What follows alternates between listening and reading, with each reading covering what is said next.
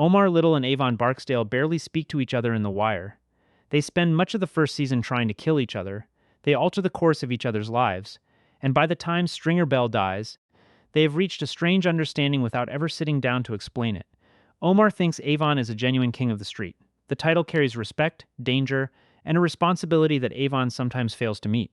Avon thinks Omar is a predator, an embarrassment, and one of the most formidable men in Baltimore. The contempt is spoken openly.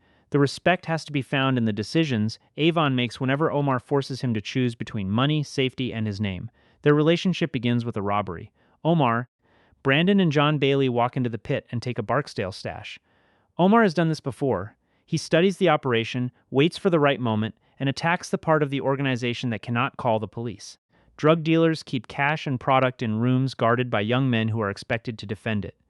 Omar has built a career around the weakness inside that arrangement. During the robbery, Brandon says Omar's name. Omar immediately looks at him because the mistake is larger than it sounds. A stick-up man survives through uncertainty. The dealers can describe the shotgun and the scar, and they can tell stories about the whistle coming down the street. A name gives the organization something it can repeat, trace, and place a price on. Brandon has turned a frightening figure into a person who can be hunted. The name reaches D'Angelo, Stringer, and Avon. Their reaction tells us how Avon initially sees Omar. Avon has lost money, although the stolen package barely matters beside the insult. Someone entered his territory, frightened his people, and walked out carrying his product. Every dealer in the low-rises can see that it happened. Avon treats the robbery as a challenge to government. That distinction matters in West Baltimore. A king survives through belief. The corners have to believe his soldiers will arrive, his enemies will be punished, and his property cannot be taken without consequence. Once those beliefs weaken, a stash house becomes an invitation. Avon understands this instinctively. When Wee-Bey reports that they have caught one member of Omar's crew, Avon responds with satisfaction. 1 down, 2 to go. He talks about them as men who tried to rob him personally. The organization kills John Bailey and captures Brandon. Brandon is tortured for Omar's location, refuses to give him up, and dies after hours of punishment. His body is displayed where the neighborhood can see it. The display is meant for 2 audiences. Omar is supposed to understand that Avon can reach anyone close to him. The neighborhood is supposed to understand that Avon's property remains protected. Brandon becomes a message written in cuts, burns, and broken bones. Before Brandon dies, Omar's opinion of Avon is surprisingly calm. McNulty and Kima approach him because they believe Barksdale has become a common problem. Omar rejects the description. No, he ain't no problem. When they explain that Avon has been accumulating bodies and may soon come for him, Omar allows that Avon could be a little problem, although he refuses to help. Snitching rubs him wrong.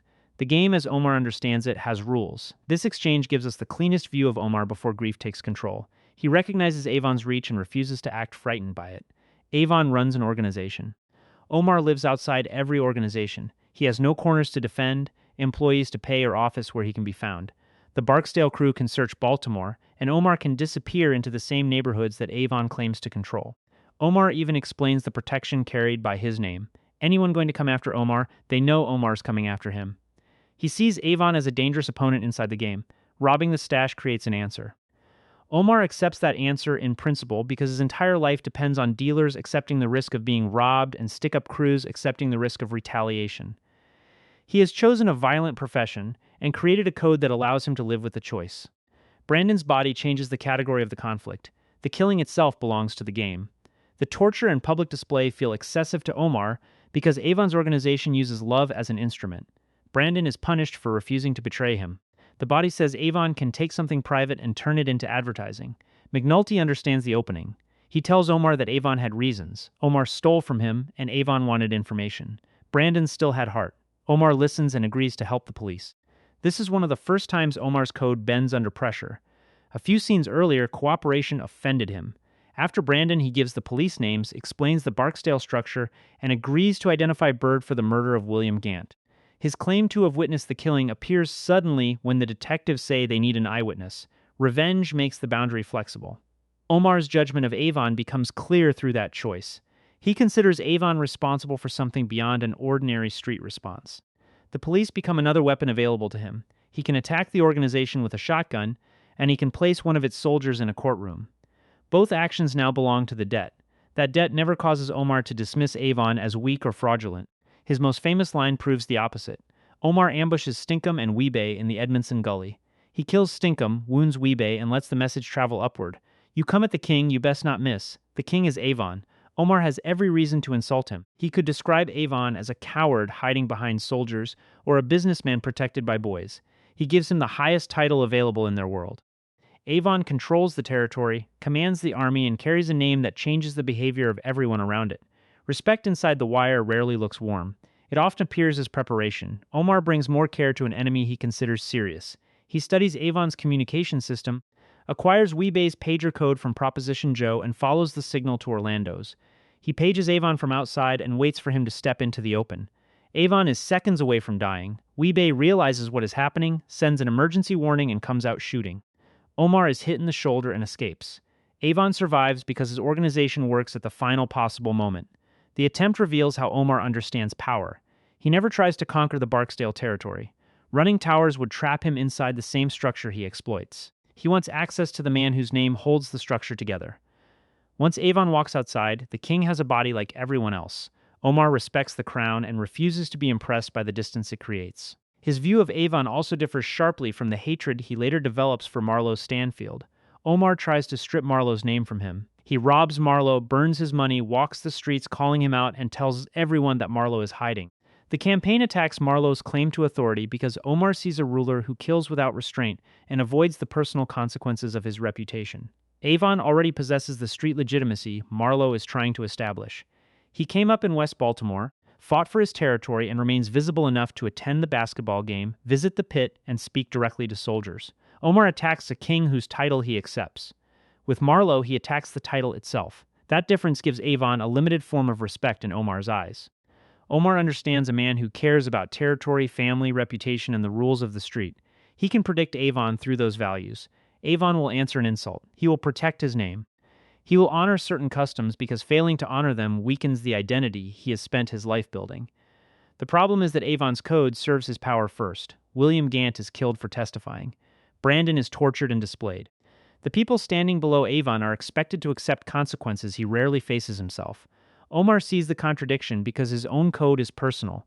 He enters the room carrying the shotgun. He takes the product and accepts that the dealers may fire back.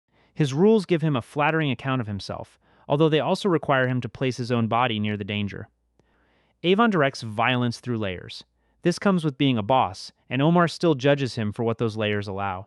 The near assassination at Orlando's changes Avon's opinion in the other direction. Early in the hunt, Avon speaks about Omar with anger and contempt.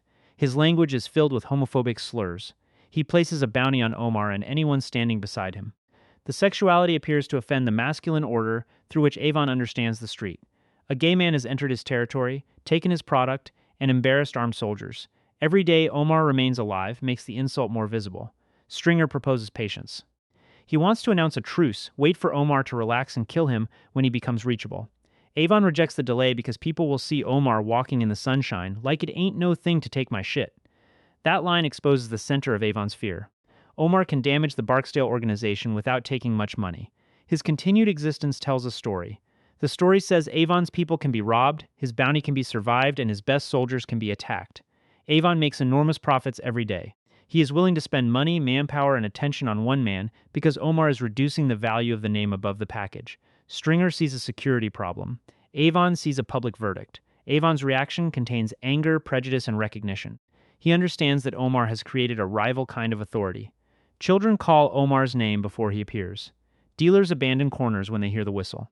Residents warn him when Barksdale's soldiers enter the neighborhood because he gives away some of the stolen drugs and cultivates local goodwill. Avon owns the operation. Omar has influence among the people living around it. The Barksdale organization can order men onto the street. Omar can make the street speak to him. Avon's soldiers explain the problem when they say that hunting Omar will produce 24 warnings before they reach him. The Robin Hood story protects Omar, whether the story describes him accurately or helps the neighborhood enjoy seeing powerful dealers robbed. Avon cannot purchase that kind of loyalty as easily as he purchases muscle. After Omar nearly kills him, Avon accepts Stringer's plan for a false truce. The decision confirms that direct pursuit has failed. Avon also gives up his pager and allows Stringer to become a buffer between him and the lower levels of the organization. Omar has forced the king farther away from his kingdom. That is respect expressed through defensive architecture. Avon would never call it admiration. He wants Omar dead. His pride keeps extending the conflict after Stringer recognizes that it has become inefficient. Still, Avon treats Omar as someone capable of reaching him, surviving his soldiers and turning his own neighborhood into cover. Very few people ever force Avon to change the way he moves. Their similarities help explain why each man reads the other so well. Both care more about name than money once the two come into conflict. Omar gives away product and risks his life to settle Brandon's death. Avon spends far more than Omar stole because leaving him alive creates an intolerable story. Each man would describe his actions as principle. Pride supplies much of the fuel. Both understand violence as a language. Omar targets Stinkum, wounds Weebay, and attempts to kill Avon because the order of those attacks sends a message. Avon displays Brandon because private murder would fail to restore public fear. They are capable of reading the intention inside the violence, which makes every move feel personal. Both also believe the game needs boundaries. Omar says he keeps his gun away from citizens. Bird disgusts him for killing an ordinary working man. A man must have a coat. The line becomes a summary of Omar's identity because it allows him to separate robbery from predation. He harms people who accepted the risks of the drug trade. Avon's record is harsher. Witnesses are legitimate targets to his organization, and civilians can become costs of protecting the business. He still believes in rules between recognized players.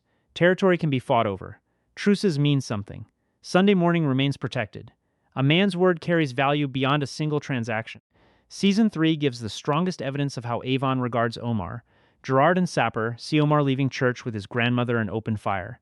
They violate the Sunday truce and nearly kill an elderly woman who knows nothing about Omar's actual life. The story spreads across Baltimore and grows with every retelling.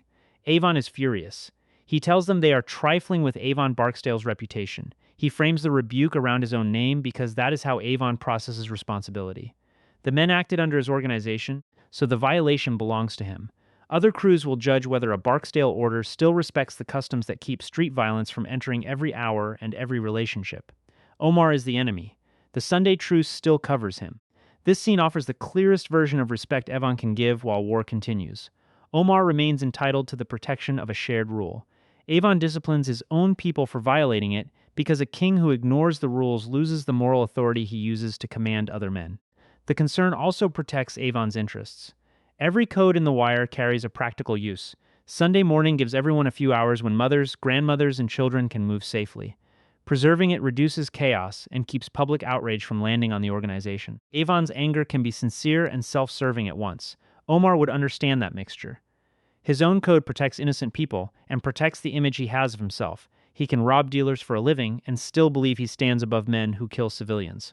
The code supplies restraint, pride, and permission. This shared language becomes decisive in the fall of Stringer Bell. Stringer believes he can use Omar's grief as a tool. He tells Omar that brother Malzone was responsible for Brandon's torture. Omar tracks Malzone, shoots him, and pauses when the facts stop fitting. Malzone's behavior, weapon, and reputation describe a professional executioner. Torturing Brandon for hours fits poorly with the man lying in front of him. Omar listens, calls an ambulance, and leaves him alive. That decision reveals another part of Omar's judgment. He cares about whether the person in front of him deserves the bullet. Anger brings him to the hotel room. Evidence prevents the execution. His code can bend, and it still has enough force to interrupt revenge. Malzone returns and confronts Avon. He explains that Stringer arranged the deception and used Omar to have him killed. Avon's first response is disbelief. Omar told you that and you believe that, motherfucker? Malzone answers that Omar does not strike him as a man who tells stories, even at the point of dying. Avon verifies the accusation through his knowledge of Stringer and the pressure Malzone places on him. A separate confession is already hanging over their friendship. Stringer ordered D'Angelo's murder and kept the decision from Avon. Malzone now reveals another secret act carried out around him, one that has damaged Avon's word in New York. Avon now faces a choice between his oldest friend and the reputation holding his organization together. Malzone's standing in New York matters. His word was accepted on Avon's behalf, and Stringer violated it. Refusing to answer would close the connection and leave Avon without the support his war requires. Avon gives Malzone the time and location where Stringer can be found. Omar arrives with him. The killing at the construction site becomes the final conversation between Omar and Avon, carried through Stringer's body. Stringer offers money because business has become his last language. Omar tells him the money has no place in the room. Your boy gave you up. He follows it with the line that has been waiting since Brandon, and we ain't had to torture his ass neither. Omar knows what Avon has done. Avon has surrendered the man closest to him after learning that Stringer violated agreements both men consider meaningful. Omar receives the location and completes the punishment. There is no meeting, negotiation, or ceremonial truce between them. They understand the exchange because the code supplies the missing dialogue. For Omar, Avon's decision confirms something he has believed since calling him the king. Avon remains answerable to the street identity he claims. He can protect Stringer through many mistakes, arguments, and losses. Once Stringer corrupts Avon's word and threatens his standing, the crown demands payment. Brandon remains unforgiven. Omar uses the final moment to return that pain. He can still recognize that Avon has done something Stringer would never do voluntarily. Avon accepts a personal wound to preserve the order attached to his name. For Avon, sending Stringer to Omar reveals enormous confidence in Omar's function. He knows Omar will go. He knows the location will become a death sentence. He knows Omar and Malzone can complete an execution his own organization would struggle to arrange without exposing the betrayal. Avon sees Omar as reliable in the darkest possible sense. This is where contempt and respect finally settle into the same judgment. Omar is dangerous, insulting, and impossible to control. He is also brave, capable, and governed by rules Avon understands. His word means enough that Malzone places his New York reputation behind it. His grievance means enough that Avon can point him towards Stringer and know the debt will be collected. Omar probably sees Avon with the same divided clarity. Avon is responsible for Brandon's death and for an organization that murders witnesses, exploits children, and turns neighborhoods into territory. He is also a man of the street who understands consequence. Avon faces risk, honors selected customs, and eventually sacrifices his closest friend when that friend makes his word worthless. Neither man would describe the other as good. Goodness has very little to do with their opinion. They judge authenticity, courage, discipline, and whether a man's behavior matches the name he carries. Omar calls Avon the king because Avon has earned the position within their world. Avon reorganizes his life around Omar because Omar has earned his reputation too. Their conflict also exposes the weakness in both codes. Omar's rule against harming civilians leaves civilians in danger during his robberies and wars. Tosha dies during a stash house robbery. His grandmother nearly dies because armed men come for him outside church. The violence travels beyond the border he draws. Avon's belief in street order fails to contain the organization built to protect his rule. Brandon is tortured. Gant is killed. Wallace is killed. Gerard and Sapper fire beside a church. Avon punishes some violations and authorizes others according to what power requires. Each man uses a code to keep dignity inside a life that constantly damages other people. Their respect grows from recognizing the effort. Their hatred grows from seeing where the other man's effort fails. Omar thinks Avon is the king, a serious enemy and a man whose crown creates obligations. He despises the cruelty carried out under Avon's name, especially once Brandon becomes the message. He still believes Avon can be predicted through pride, loyalty, and street law. The prediction proves accurate when Avon gives up Stringer. Avon thinks Omar is a thief, a threat, and a humiliation who must be chased from public view. Beneath the insults, he understands Omar as a man with unusual nerve, tactical intelligence, neighborhood protection, and a name powerful enough to compete with an organization. Avon honors the Sunday truce even when it protects Omar, changes his security after Omar reaches him, and finally trusts Omar to deliver the consequence Stringer has earned. They are enemies who recognize each other more clearly than many of their friends do. Stringer spends years trying to turn the street into an ordinary business and misunderstands how deeply both men depend on reputation. Brandon's death resists being entered as a cost. Omar's survival grows far beyond a temporary loss. Money has no power to repair Avon's broken word. Omar and Avon know that a name is a form of power. They spend the first season attacking each other's names, one robbery and one body at a time. By the third season, that same understanding allows them to settle a debt without sharing a sentence. Omar calls him king without ever bowing.